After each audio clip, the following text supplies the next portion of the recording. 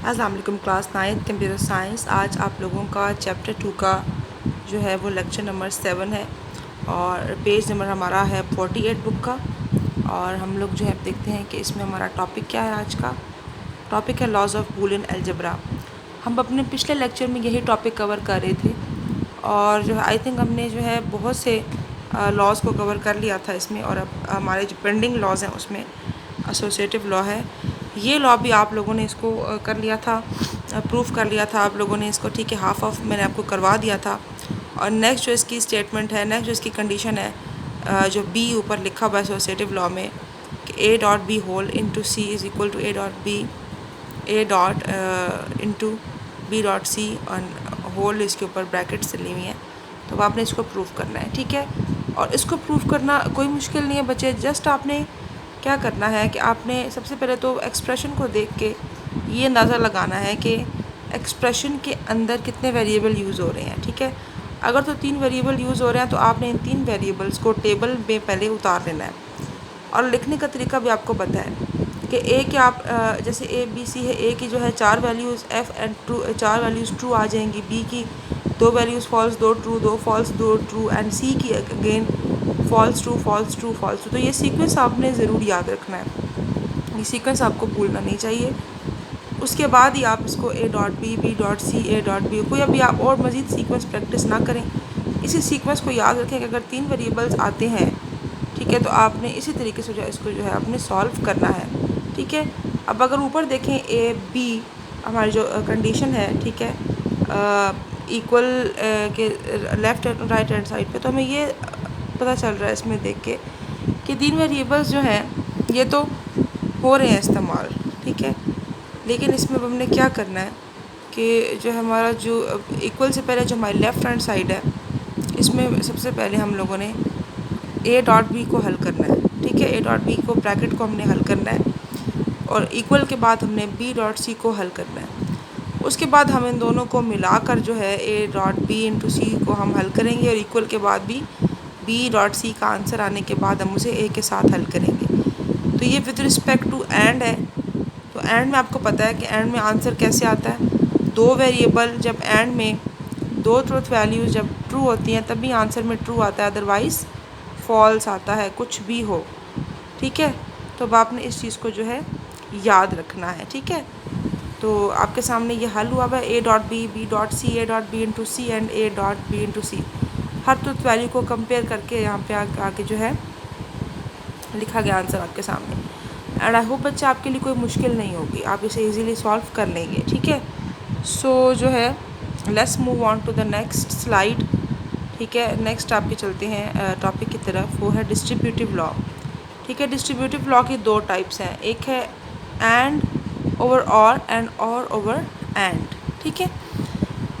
तो and over और में जो चीज़ जो है एंड ओवर और में जो चीज़ हमें नज़र आ रही है, जो भारी है, जिसके जो भारी है इसके ऊपर, वो है एंड और ओवर एंड में जो चीज़ भारी नज़र आ रही है इस इक्वेशन में, जो चीज़ हैवी है, जिसकी वैल्यू नज़र आ रही है, वो है और। तो दोनों तरीक़ों से डिस्ट्रीब्यूटिव लॉ में कंडीशंस दोनों की जो है उसमें वैल्यूज़ का सीक्वेंस सेम है, A B C, A B ए सी, लेकिन फ़र्क सिर्फ आ रहा है ब्रैकेट्स का और एंड और ऑपरेटर के लगने का। अब आपने इस फ़र्क को याद रखना है, ठीक है। अगर एंड ओवर और है तो जो है क्या होगा, और अगर और ओवर एंड है तो क्या होगा।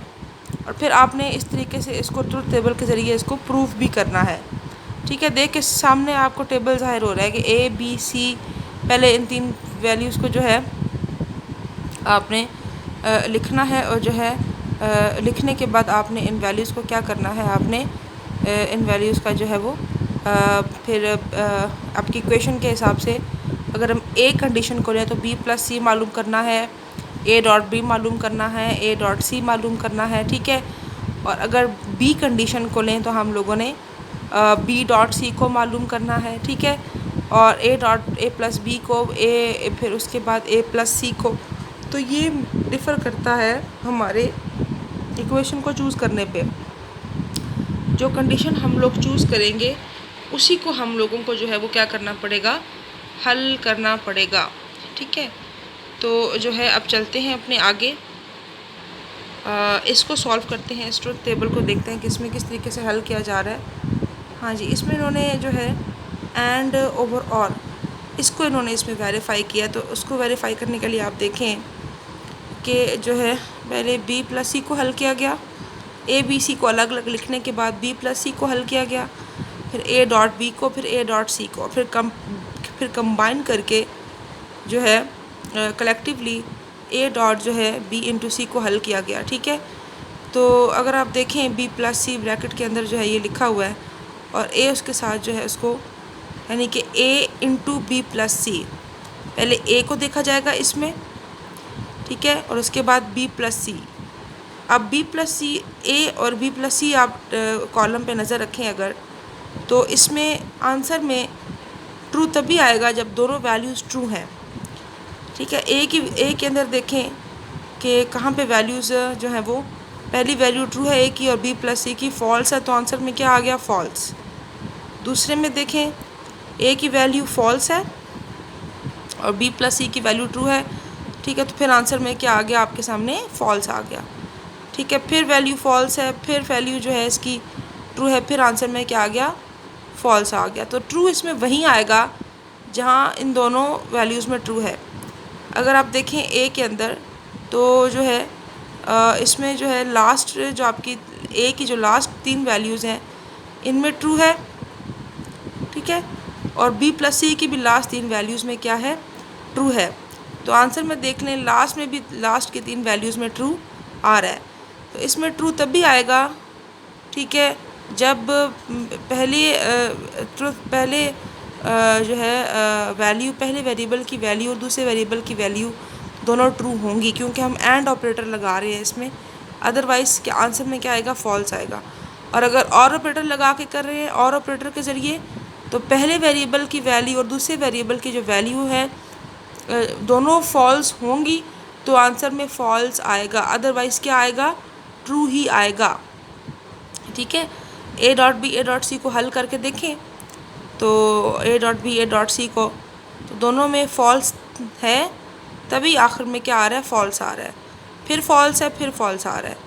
ठीक है, फिर फॉल्स है, फिर फॉल्स आ रहा है, फिर फॉल्स है, फिर फॉल्स आ रहा है, फिर फॉल्स है, अगेन फॉल्स आ रहा है। ठीक है, फिर ट्रू है, जो है फॉल्स है, ट्रू है, तो फिर आंसर में ट्रू आ गया।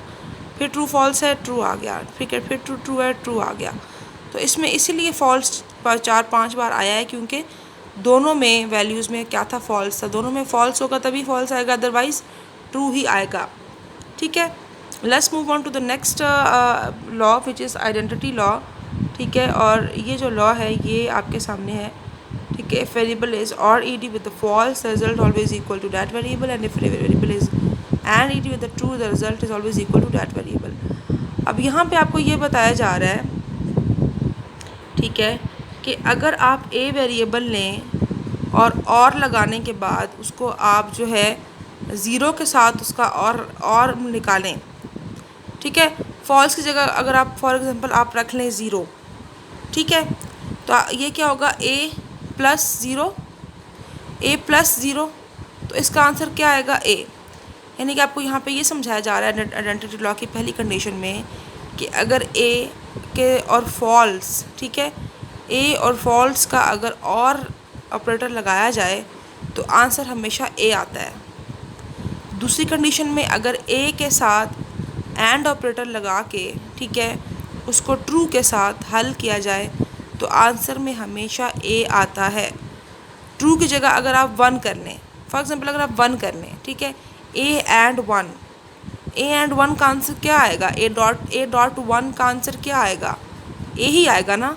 ठीक है, तो यहाँ पे ये आपको बताया जा रहा है कि अगर a के साथ एंड ऑपरेटर लगा के उसको ट्रू के साथ हल किया जाए इज़ इक्वल टू, तो वो आंसर हमेशा a आता है। तो दोनों सूरतों में अब आपने इसको याद रखना है कि a और false is equal to a and a and true is equal to a।